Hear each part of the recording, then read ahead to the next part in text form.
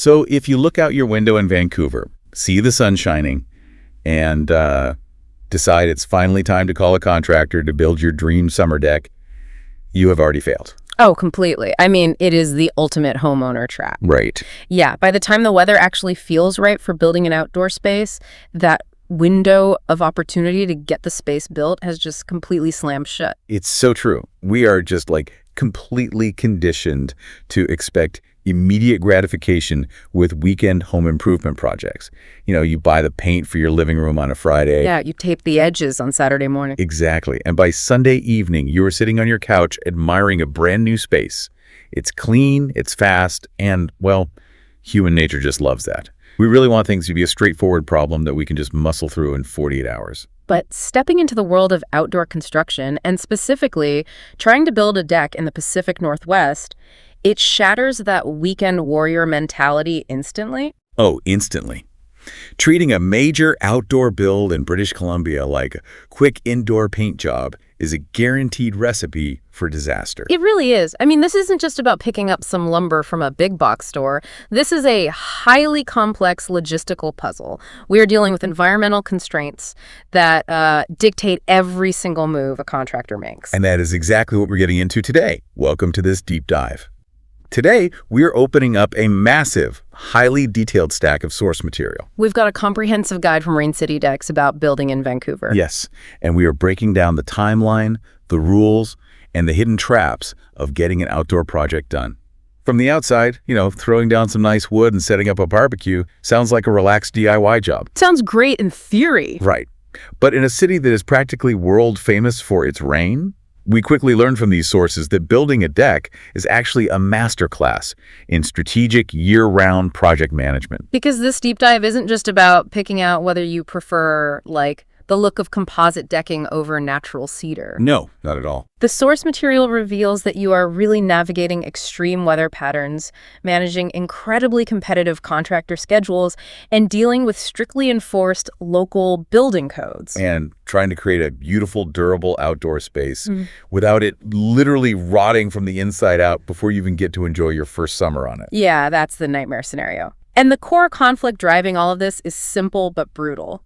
Vancouver sees heavy, consistent precipitation on most days from November through March. Okay, let's unpack this, because there is a massive irony right at the center of this whole endeavor. Oh, definitely. We are talking about building the ultimate summer space, right? A place to sit in the sun, have a cold drink, and enjoy the beautiful warm weather.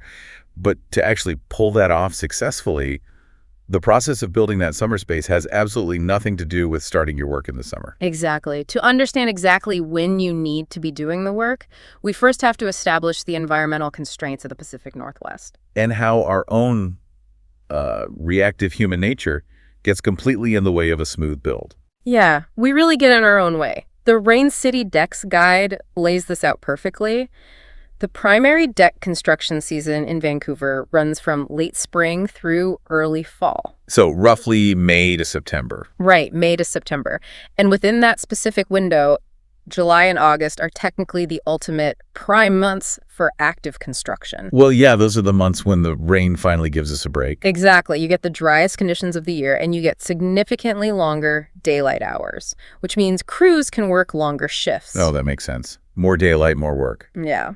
And most importantly, you get highly predictable installation environments. Yeah. These dry months aren't just a nice luxury for the carpenters so they don't have to wear rain gear. Though I'm sure they appreciate it. I'm sure they do. But they are practically mandatory for specific, delicate tasks. We are talking about surface installation, laying down sensitive composite decking, and especially the application of vinyl membranes for waterproofing. Right. Those tasks literally demand dry weather. So what does this all mean? Like, if July and August have the absolute best weather, shouldn't I just wait for the first warm weekend in July, pick up the phone, and hire someone? You think so, right? Yeah. Logically, if the materials require dry weather, I should hire the team when the weather is dry. What's fascinating here is that the timeline is totally counterintuitive. How so? If you wait for the sun to shine to make the call, you are at the back of a very long line. You hit a massive contractor bottleneck. Oh, because everyone else is doing the exact same thing. Exactly. The guide makes a really crucial distinction that I think catches most homeowners off guard. The best month to build is radically different from the best month to plan. I see. Because everyone else in the entire city is looking out their window at the exact same sun, having the exact same realization, and making the exact same phone call. Yep, and by the time you make that call, the contractor's schedule is already full. The absolute best summer construction windows were booked months ago by people who planned ahead. The sources point out that spring sow, March to May, is actually the smartest time to start getting your quotes and inspecting any winter damage. That is how you beat the summer rush. So if I'm spending the winter and early spring doing the paperwork and making calls, spring actually becomes a mad dash to lock down materials before everyone else wakes up to the fact that summer is coming. That is the reality. The contractors need time in the spring to actually come out to your property. They have to do a thorough structural inspection, figure out the exact bill of materials you need, and, actually secure them. Because the supply chain isn't infinite. Exactly. If you call in July, you might secure a contractor for late August, but they might not even be able to get the specific composite boards or railing systems you want. Because everyone else bought them all up. Right. The supply chain gets stretched incredibly thin by all the active summer projects happening simultaneously across the province. So waiting for the summer sun is just a complete rookie mistake. Yeah. It means we have to completely shift our thinking away from being reactive. We really do. We need to structure the timeline throughout the entire year to guarantee that the deck is actually ready for barbecue season, rather than starting the project during barbecue season. And the sources provide a really clear, step-by-step seasonal timeline to help homeowners do exactly that. A year-round master plan. Essentially, yes. It turns the whole calendar year into a strategy. And it all starts in the absolute worst weather possible, the off-season. The dreaded Vancouver winter. January through March. According to the guide, winter is your administrative heavy lifting phase. This is when you should be sitting inside with a cup of coffee. Staying dry. Yes, staying very dry. Designing the deck, setting your budget, applying for city permits, and handling any emergency safety or leak repairs from the heavy rains. It reminds me of, planning a wedding at a highly sought-after venue. You would never dream of calling the venue the week of the ceremony and saying, hey, can we squeeze in a wedding this Saturday? No, they would laugh at you. It's laughable. You use the off-season, the winter, when nothing is visibly happening on the surface, to handle all the invisible logistics. The invisible logistics. I really like that framing. Yeah, you figure out the guest list, you secure the catering contracts, you lock in the deposits. You do all that behind the scenes so that the big day in the summer goes off without a single hitch. And just like wedding planning, the winter phase for a deck is heavily focused on paperwork and securing your spot. But the guide is also quick to point out that fall and winter aren't entirely dead for physical construction. Wait, really? There's a misconception that carpenters just hibernate for 4 months. Yeah, they don't. You can actually do specific types of physical building. You can build in the pouring rain. Well, the off-season is highly practical for structural repairs that do not heavily rely on completely dry surface conditions. Okay, like what? So if you have an urgent rot issue in the framing or a severe safety hazard where a support post is compromising the deck, you do not wait for July to fix it. Framing lumber gets wet during construction all the time. That's totally normal. Oh, I see. So the bones of the deck can get wet. Right. So you handle those critical, non-weather dependent structural fixes in the fall and winter to stabilize the area. Okay, so winter's for design, budgeting, navigating city permits, and emergency triage. Then the snow melts, the rain slightly lets up, and we enter early spring, March to May. This is your activation phase. The invisible logistics become visible. Love that. You're finalizing the exact scope of the work based on your winter budget. You are officially securing your contractor's start date, and you are finalizing the material delivery. You're getting your name locked onto their summer calendar. Exactly, which sets the stage perfectly for the main event. Summer, May to September. The execution phase. This is when the magic happens. For the fun part. Yeah, the actual finished decking goes down, the waterproofing membranes are applied, the glass or aluminum railings go up, and the finished stairs are installed. All the highly weather-sensitive work that requires dry conditions happens during these months. And then, after you've spent the summer enjoying this beautiful new space, the cycle starts over. We hit fall again, September to October. Right. Fall is about maintenance and foresight.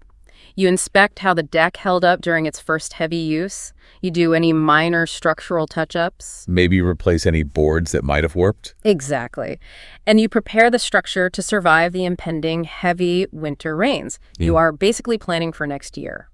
Now, let's say you followed this seasonal timeline perfectly. You did your budgeting in January, you called the contractor in March, and you are ready to build in June. Okay, best case scenario. Right. But suddenly, your contractor tells you that you can't even start the build because you forgot you were altering the stairs and the city has frozen your entire project. Yeah. This brings us to the massive hidden traps the source material warns about. These are the roadblocks that absolutely do not care about your beautifully color-coded calendar. The red tape and the unforgiving physics of water. Let's talk about the red tape first.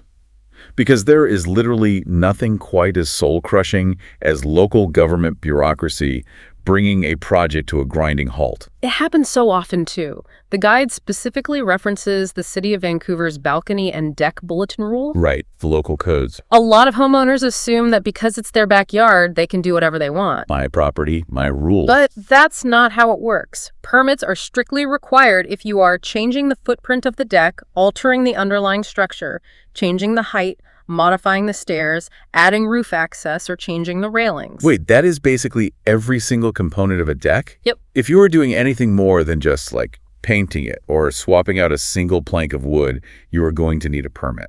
But why are they so strict about this? It's just an outdoor patio. Well, it comes down to urban density and structural safety. Okay, urban density. Makes sense in Vancouver. Yeah. The sources mention that roof decks, for example, aren't necessarily limited by size, but they trigger intense permit reviews based on privacy and overlook rules. Overlook rules? Yeah, in a densely packed city like Vancouver, every square foot matters.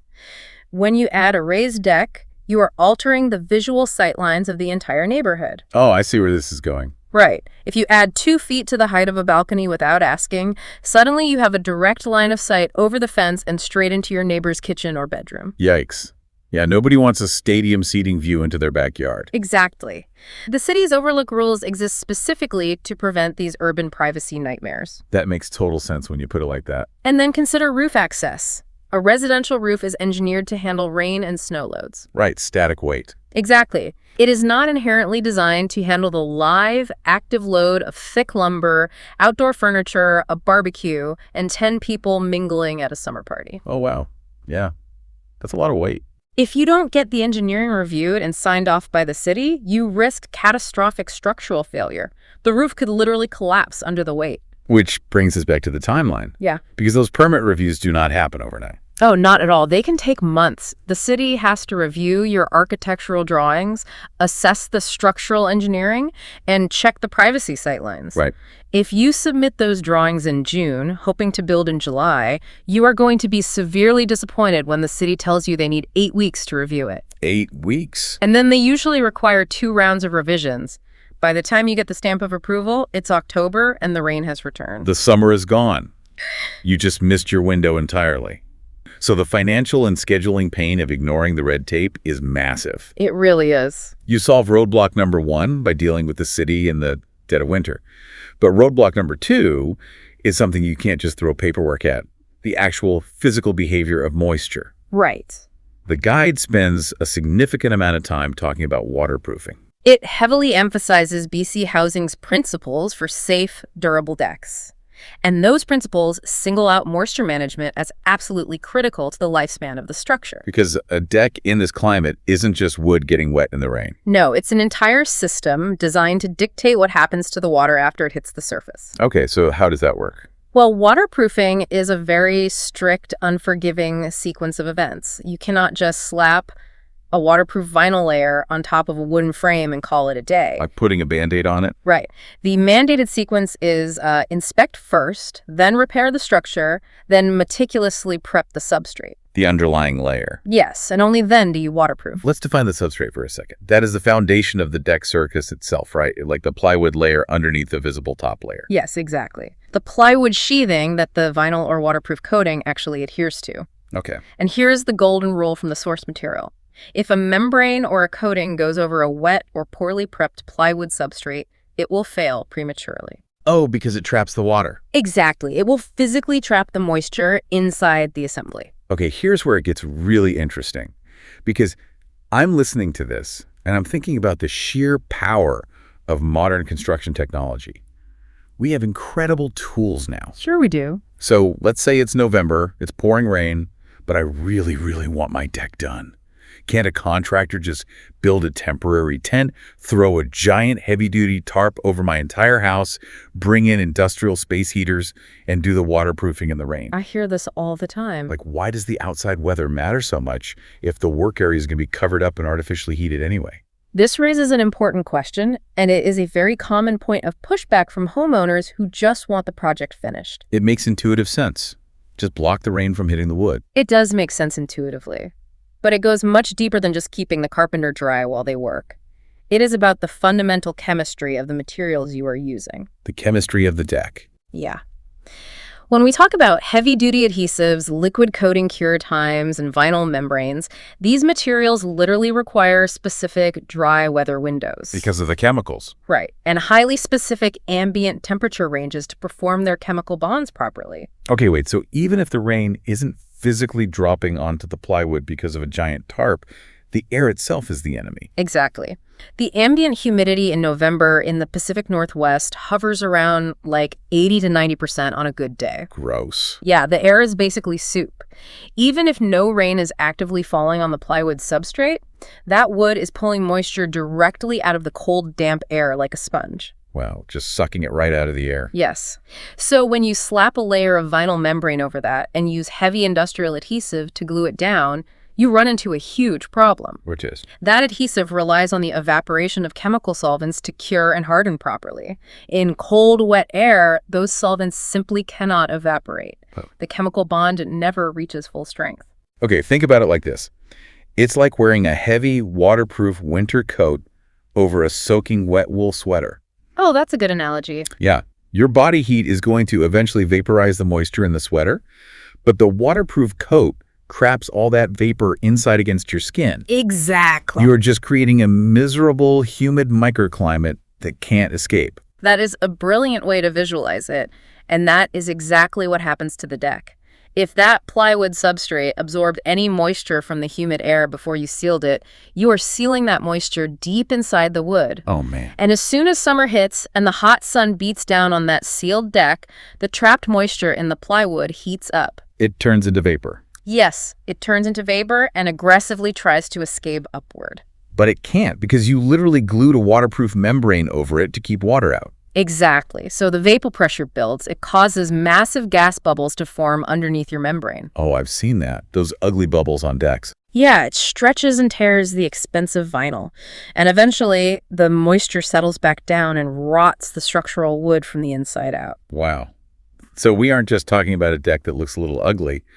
Rushing the waterproofing in the wet season guarantees total systemic failure. Complete failure. Man. And the financial pain of that is staggering. You can imagine. You were talking about spending maybe $15,000 or $20,000 on a beautiful new deck, only to watch it literally digest itself in 24 months. Ouch. You will be paying to rip off the vinyl, rip off the rotted plywood, and rebuild the exact same deck a few years later. And that is why the sequence and the seasons matter so much. Inspect, repair, prep, waterproof. Yes, you simply cannot execute that final chemical step properly in the dead of a Vancouver winter, no matter how many tarps you use. It's amazing how much science and environmental awareness goes into something that feels so rustic.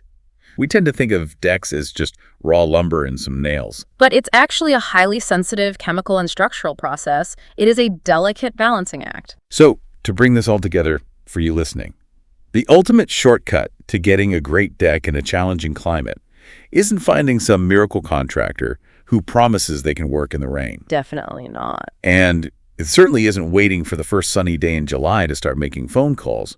The real shortcut is shifting your entire mindset. You have to embrace the long game. You have to work with the seasons, not against them. You use the dreary, cold winter months to your supreme advantage. When you were stuck inside anyway, avoiding the rain, that's when you designed the deck. Right. That's when you lock down your budget and absorb the shock of material costs. That's when you fight your way through the city permit process, so the bureaucratic red tape is cleared out of the way before the sun ever shines. And then you use the spring to tactically book your team. Secure your materials before everyone else wakes up to the fact that summer's coming. Exactly. You lock in your spot so that when those glorious, predictable summer dry windows finally arrive, your team is ready. Your materials are sitting there waiting. Yep. And they can build the deck in the perfect climate to ensure all those adhesive and waterproofing membranes cure absolutely perfectly. You are buying yourself peace of mind. If we connect this to the bigger picture, the main takeaway from diving into these sources is that a deck isn't just wood sitting on grass. Right. Especially in British Columbia, it is a complex, engineered moisture management system. Respecting the seasons isn't just about contractor convenience. It is the fundamental scientific requirement to ensure your investment actually lasts. Exactly. It really changes how you look at the whole process of outdoor renovations. But, before we wrap up today, there's one final thing from all this that has been bouncing around in my head. Oh, what's that? We have based this entire strategic timeline on historical Vancouver weather patterns, right? The established idea that November to March is a guaranteed wet zone, and July and August are our reliable dry windows. Yeah, the traditional construction calendar that the entire local industry is built around. But with global climates shifting and weather becoming wildly unpredictable all over the world, how long will this traditional construction calendar actually hold up? Oh, that's interesting. Like, if our summers become increasingly hot, and those predictable dry spells start shifting later and later into the year, maybe stretching deep into the fall, will we eventually see the entire deck building season completely flip on its head in the next decade? Wow. It's a fascinating thought experiment. I mean, if September and October suddenly become the new reliable dry season, the whole winter planning model we just discussed might have to shift completely. Everything would have to adapt. The supply chains, the permit offices, the contractors, all of it. It's definitely something to keep a close eye on if you are planning a major build a few years down the road. But for now, remember that weekend DIY project mentality is an illusion. Building a deck is a true masterclass in project management. Respect the rain. Plan in the winter, and we'll see you on the next deep dive.